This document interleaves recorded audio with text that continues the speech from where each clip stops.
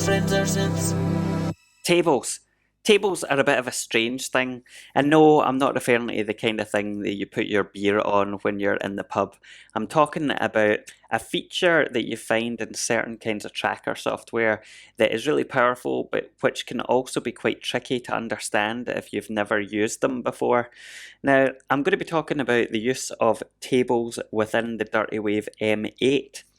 Tables are or were a key feature of LSDJ, and one of the reasons that making music with LSDJ was so satisfying because there was so much you could do with tables that kind of elevated things above just having a standard kind of tracker style sequencer. Tables are a bit of a dark art and they require a lot of kind of continual learning and experimentation. I am still learning how to use tables properly, even years on after using them for a long time. So this is just going to be a kind of introductory video talking about using tables specifically within the Dirtywave M8. Some of the kind of ideas of things you can do with them, and maybe some tips or tricks or whatever. If you're looking for more advanced tutorials or tips or explanations of how to do specific things, then I would go check out some of the many tutorials that are available specific to LSDJ. There's not too many available just now for the Dirtywave M8, but it's still the same kind of basic concepts and stuff, so that's where to go if you already have table experience. But I think having an introduction to tables is probably valuable because there will be people coming to the Dirtywave M8 who have never used a tracker before, but also specifically never used LSDJ before, and so they won't be familiar with tables. So, what are tables? Well, this is quite a difficult thing to explain. They are fairly straightforward once you get your head around what they actually do, but it's difficult because there's no direct comparison or no direct analogous kind of setup within the standard lexicon of electronic music. And I've seen people explain or kind of try to explain what tables are in different ways, refer to them as different things. And one of the things I've seen people say is that tables are automation or they're automation tables, to use a specific phrase. And in some senses that is correct because what happens is you program certain things to happen over a certain time. So it's automation, it's automated like you would find in, a DAW like Logic or whatever. But on the other hand, that doesn't quite explain what's going on properly because everything within a tracker really is automated. You kind of set it up and you kind of set it all up in that way. So I don't really see the distinction between tables as automation when the rest of the tracker isn't. Now, another way you can think about tables is to think of them in terms of micro steps. And again, this isn't perfect, but it might help you kind of conceptualize the basics. So within a song or within your kind of structure of a song in the M8 and also in the LSDJ, you have a song on the top level.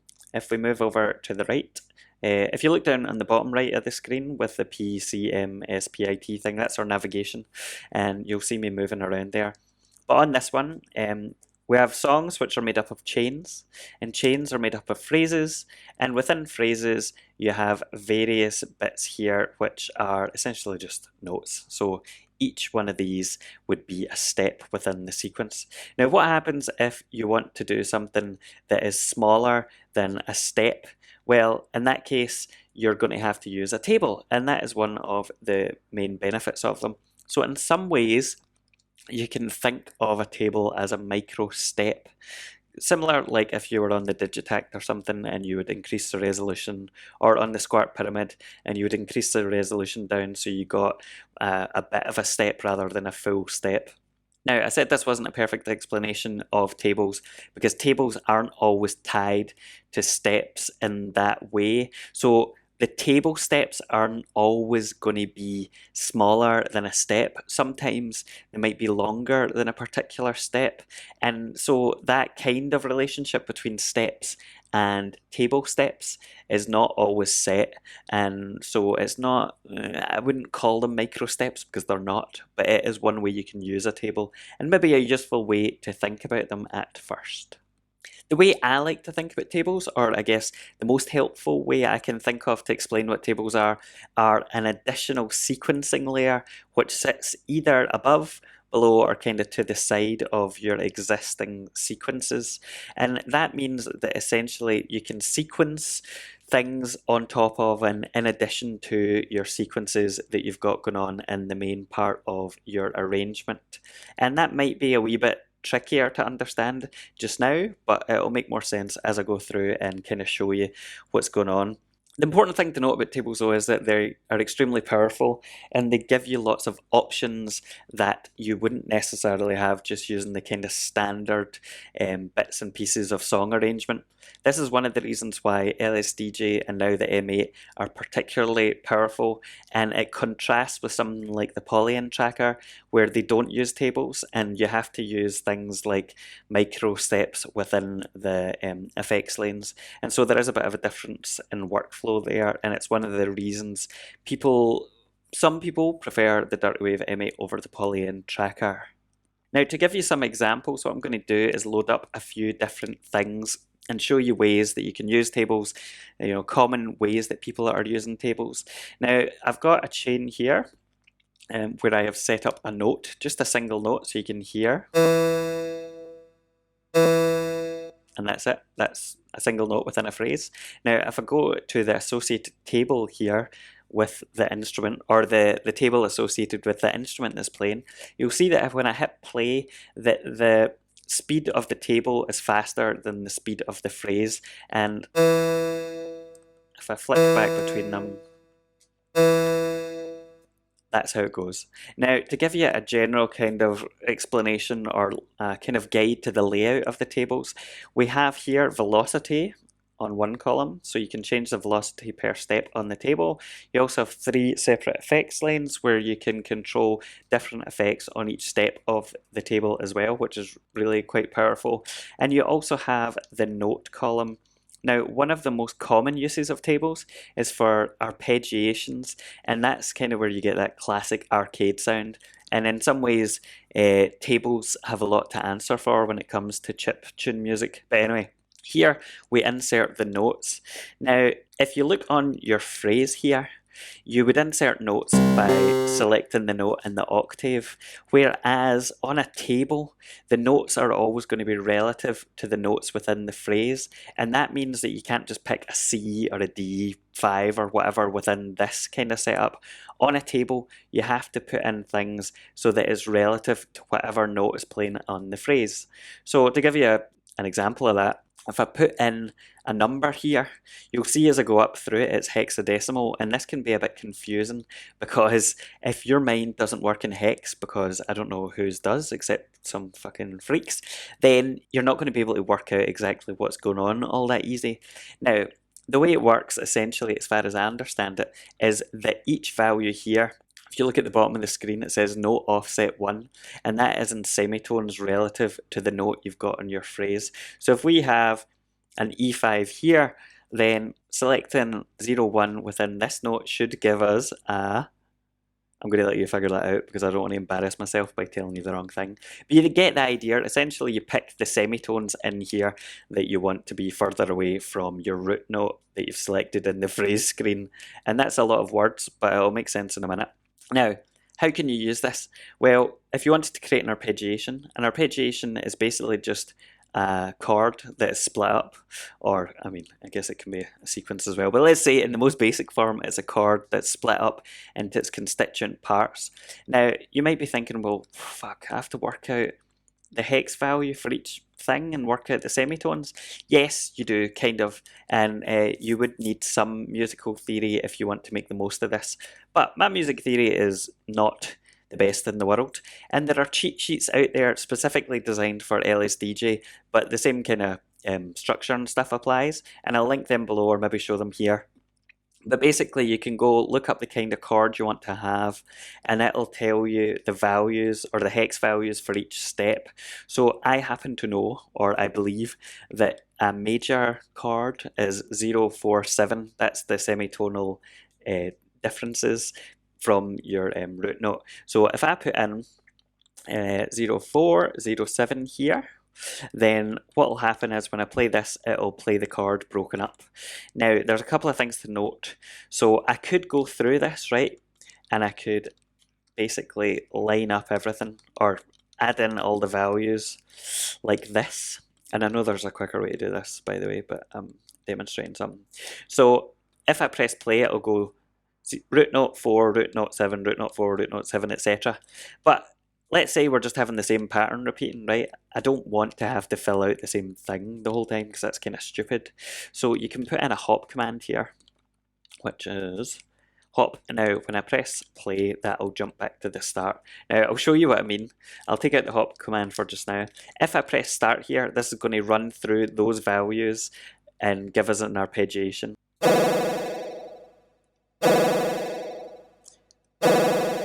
You can see the table's running much faster than the phrase. Now, let's put in our hop command here so that we don't have to run through the full thing each time. That's how the hop command works for future reference. Now, this is a fast arpeggiator, and it might work for certain styles of music, but there's not much definition in there between the notes in the chord. So what we can do is go into the speed of the table. Now, I'm going up there into the instrument value, and what we can do is adjust the table tick. So the tick is just the speed, essentially. Now, I happen to know, because I looked at this earlier, that table tick value 06, as you can see down the bottom, is 1 step. And that means that each step here is going to advance at the same speed as the step in the phrase. So, if I press play and switch between them, you'll see.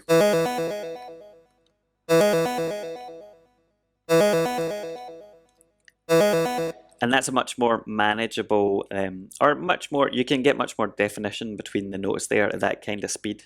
Now you might be wondering, why would you want to do it at the same speed as your phrase? Because surely you could just program that in here and you get the notes and it's much easier. Well, the cool thing about this is you can set up your arpeggiation based on your chord. So let's say a major chord arpeggiation, and then in here you can essentially put in different notes, and when we play this, it'll run through the arpeggiation based on the root note you put in, and so you can shift things about and still be playing the arpeggiation. So let's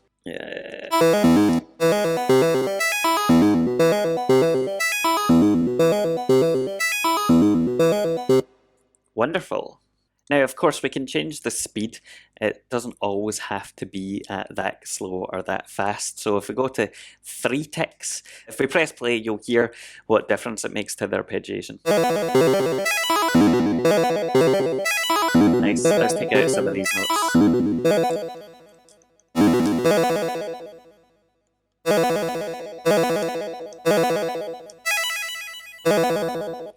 So you can begin to see how you can get some really nice and interesting arpeggiations using this technique. Some other cool things or things worth noting about the speed is we can change this to note increment, and what that means is that the table step will only advance when there's a note in the phrase. So whenever a note triggers on the phrase, the table step will advance. So to show you this in action, I've got a new phrase here, and what happens is when I hit each of these notes, or when I press play and each of these notes triggers, you'll see the table advances by 1 step. So let's press play.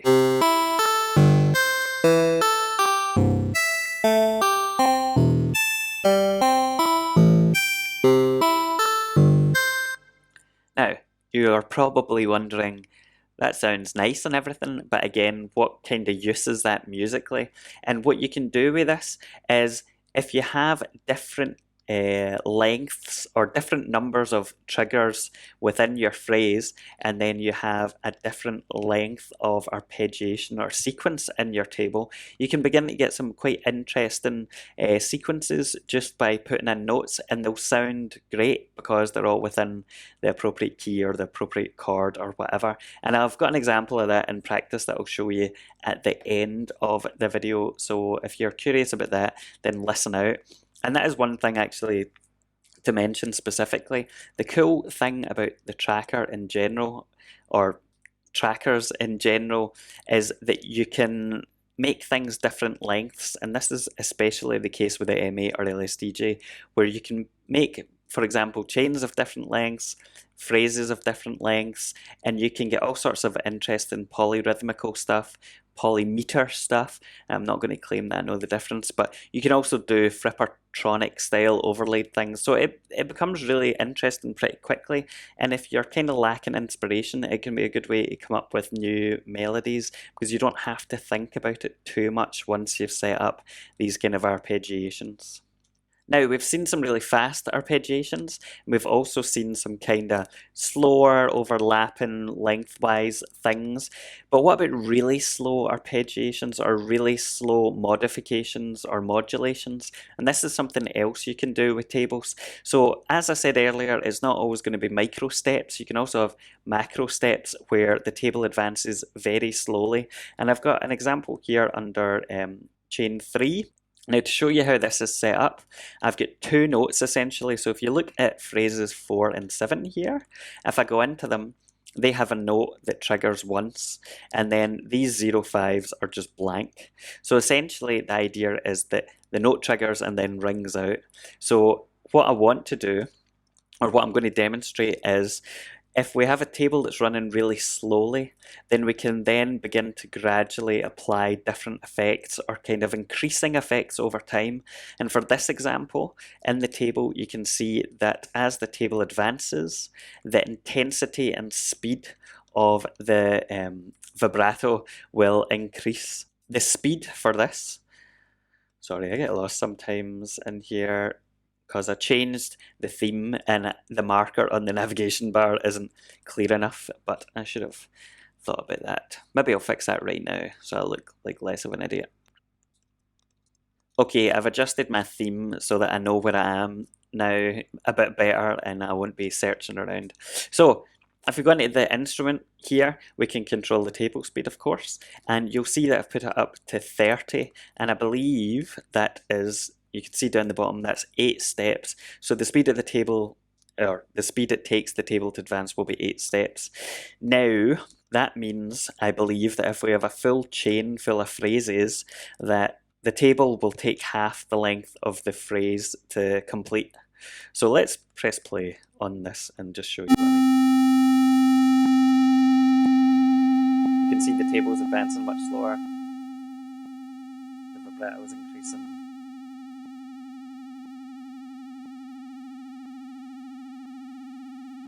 So that might not be the most musical example in the world, but it gives you an idea of how you can create these much longer kind of modulating things, or modulations really, much longer modulations over a course of time. It's not just a case of creating arpeggiations. And you can start to think about that and get a bit creative with it. You know, make long envelopes that are, you know, extended outside of what you can do within the instrument screen, etc. But those are just a couple of examples of how you can begin to use tables, and some of the most common, I would guess, ways that people use them. Now let's talk about table navigation and about understanding the relevance or the relation between tables and instruments. How do you know what table corresponds to what instrument? In the olden days of LSDJ, it used to be the case that when you went to the instrument screen, there would be a wee box that said, what table do you want? Well, it didn't say what table you want, but it said table, right? And you would pick the table that you wanted to be associated with that instrument. Now, on the Dirtywave M8, this has been simplified. So if you go to instrument 2, and we go right, you'll see that table 2 corresponds to instrument 2, and that's nice and straightforward.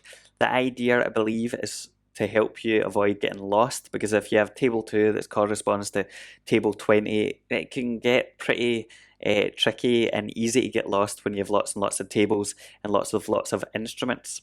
Now the problem with this is that if you're somebody who likes to max out your instruments, and I am not one of these people because I don't do enough complicated songs to do that, but there are people who make lots and lots of copies of instruments and regularly would hit the memory limits of LSDJ, for example.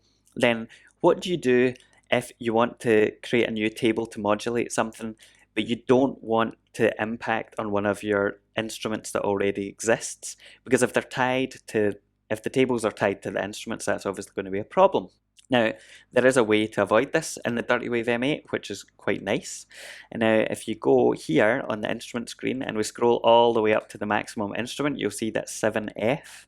Whereas, when we go into the table screen, it continues up to FF. Now, I'm not going to tell you the exact number that FF corresponds to because I can't remember, but all you need to know is that tables from 80 to FF aren't associated with any instrument, because obviously there is no instrument that corresponds to that. They max out at 7F, and this means you've got a whole bunch of free tables, so to speak, that you can assign to anything.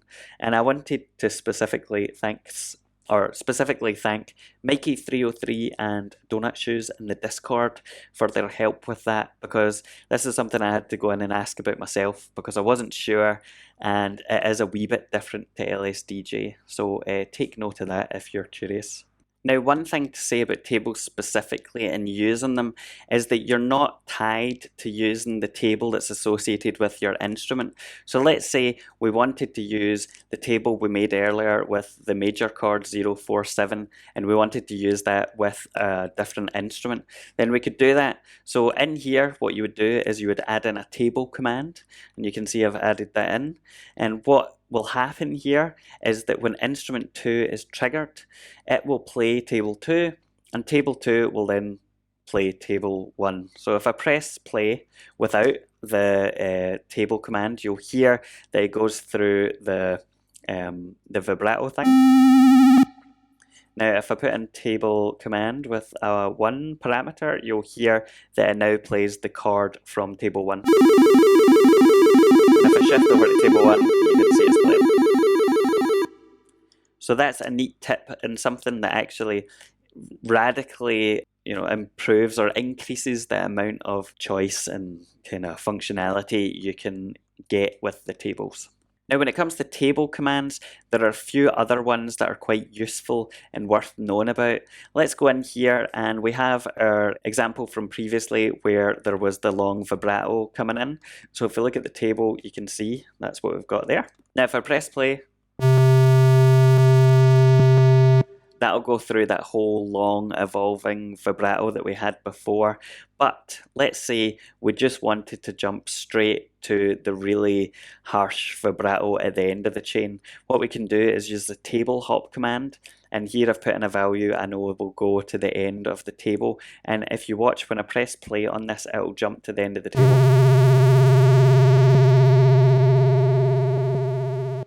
And every time the note triggers, it will trigger the lane with the effect and go back to that. So that's another way you can make use of not just starting a table from the beginning, but actually jump in halfway through a table, move around. It's quite a powerful tool, even though one that may take a wee bit of time to get used to. The final table command that's worth knowing about is the TIC command, and this basically allows you to change the speed of the table playback per step, which means that you're not just stuck with the same arpeggiation speed, for example, throughout the whole table.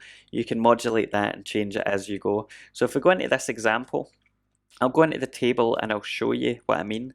So I've got the TIC command on the table set to different values, so 6, 4, 2, and 1. And what this should do is increase the speed of the table as it plays through. And this means that it'll go from a short arpeggiation up to a really fast one. So if I press play, you'll get an idea of what that sounds like.